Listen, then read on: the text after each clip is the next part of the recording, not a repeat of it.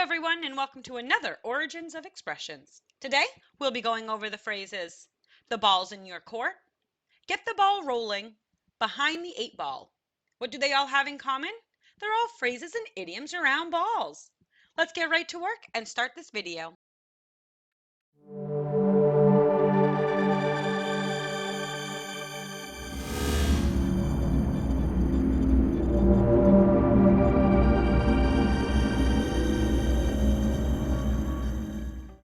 The ball. Those spherical objects that have been used to kick, toss, and throw around. Balls can be made of many different types of material, like rubber, animal skins, and even animal stomachs and bladders. The word ball has been part of our history for a long time, and we use the word to express anything that is a sphere shape. Since the ball has been part of our language for so long, it is no surprise that we see it in our phrases and expressions. Let's not waste any time and roll into our first phrase.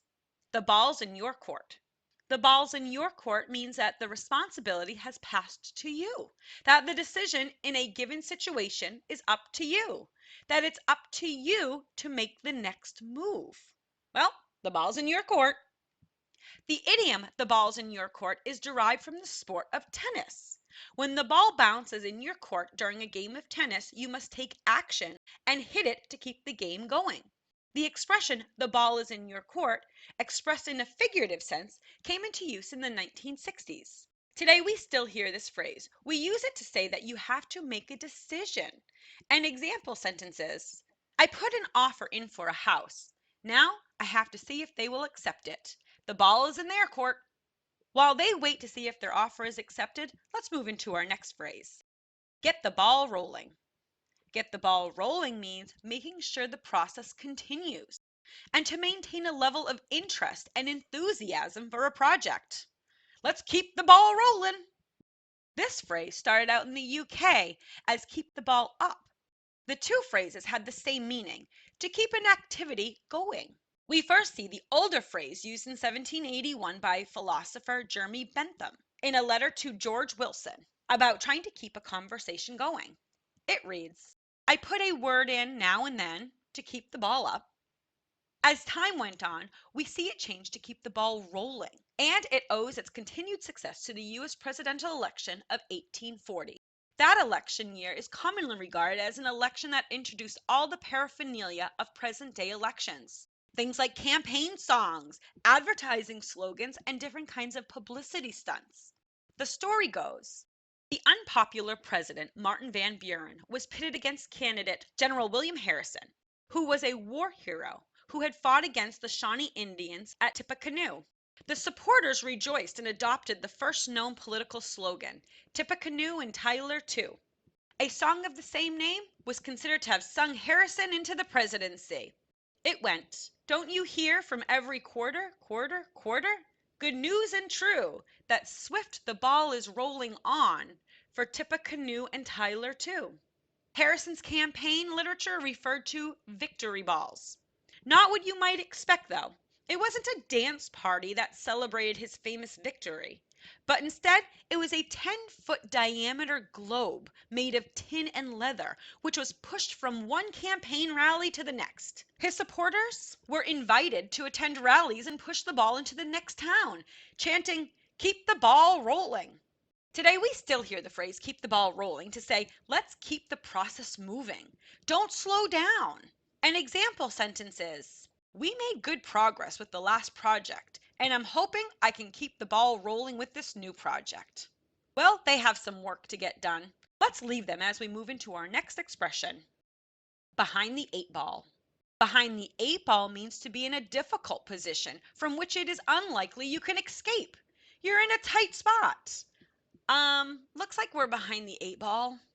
This phrase is said to come from the game of pool, also known as billiards, specifically the game called eight ball. The balls are numbered and must be potted in order. A turn is forfeited if a player's cue ball hits the black eight ball first, and if the eight ball is potted by mistake. A behind the eight ball position leaves the player in a difficult, if not impossible, position. The first written account of this phrase was in the newspaper, the Sheboygan Press, in 1929. It reads, Lucky Bill figures he can finish behind the eight ball with any kind of ball team. So There's no harm in trying out young talent as there's nothing to lose beyond last place. Today you will still hear the term behind the eight ball. Even though it is not as popular as it was at the beginning of the 1900s, we use it to say that we are in a tough spot, a hard situation to get out of. An example sentence is, if we don't leave early tomorrow morning, we'll be behind the eight ball, and I don't think we'll reach the cabin by dark. Well, it looks like they need to get some rest. Let's leave them and move on. Ooh, fun fact. Did you know that rubber balls have been around since 1600 BCE? Yep, that's right. The Olmecs, Aztecs, and Mayans were known to use the sap from these trees to create a natural rubber. They made rubber balls and boots around 1600 BCE. Natural rubber, that is rubber from nature, comes from the sap of the Hevea brasiliensis tree, which are native to the Amazon rainforests. It takes 6 years before trees can produce sap. They are then productive for around 28 years. In order for these people to give rubber characteristics like bounciness and durability, they would mix the sap from the rubber tree and the juice from the morning glory plants together. The Mayans referred to rubber as kick, which meant blood, while natives of Mexico called it ali or castaloa.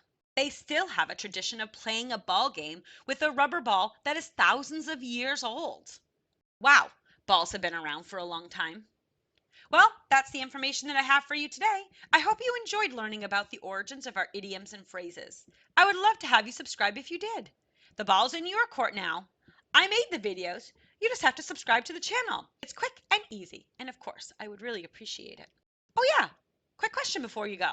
Do you know any idioms or phrases around balls? Maybe you know other idioms or phrases on an entirely different subject. I would love to see them. Leave them in the comments below. And you know, if I use one of the phrases, I'll give you a shout out. Thank you again for watching and subscribing. I really appreciate your support. Until next time, bye!